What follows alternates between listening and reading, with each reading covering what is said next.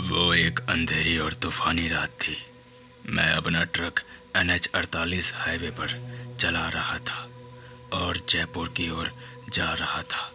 मुझे अगली सुबह तक कुछ सामान वहाँ पहुँचाने थे, लेकिन उस रात मैं अकेला था क्योंकि मेरा हेल्पर बीमार पड़ गया था।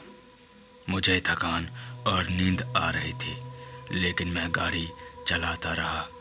बारिश तेज हो रही थी, जिस वजह से सामने बहुत कम दिख रहा था। मैंने खुद को जगाए रखने के लिए रेडियो चालू किया, लेकिन मुझे केवल स्थिर और कुछ धीमी आवाज़ें सुनाई दी। तभी कुछ मैंने ऐसा सुना जिसे सुनकर मेरे रोंगटे कांप गए। दरअसल रेडियो में से बहुत ही भयानक आवाज़ अचानक से आने लगी। मैं समझा ये कोई फॉल्ट होगा, जिस वजह से मैंने नज़रअंदाज कर दिया। अचानक मुझे सामने सड़क पर कुछ दिखाई दिया। वो सफ़ेद साड़ी पहने हुए एक बूढ़ी महिला की तरह लग रही थी। वो सड़क के बीचों बीच हाथ हिलाते हुए खड़ी थी। मैंने ब्रेक मार दी, लेकिन तब तक बहुत देर हो चुकी थी। मैंने उस पर पूरी ताकत से प्रहार कर दिया था और एक जोर की आवाज़ सुनी। मैं डर से कांपते हुए ट्रक से बाहर निकला। मैंने ट्रक के सामने वाले हिस्से की ओर देखा, इस उम्मीद से कि वहाँ खून जमा होगा और नीचे वो बूढ़ी औरत मरी पड़ी होगी, लेकिन वहाँ कुछ भी नहीं था।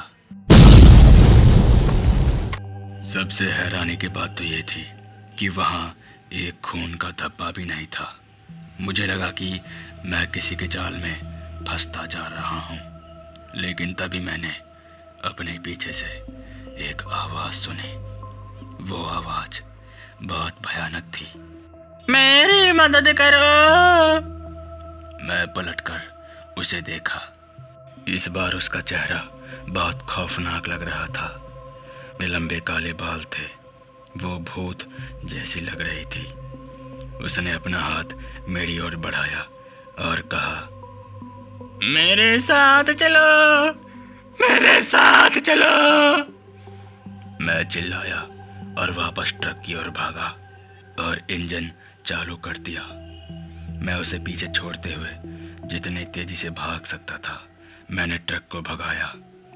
मैं नहीं जानता था कि वो मुझसे क्या चाहती थी या वो कौन थी।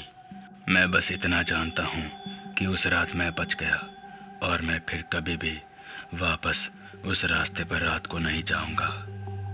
अगर कभी जाऊँगा तो हेल्पर के साथ ही जाऊँगा।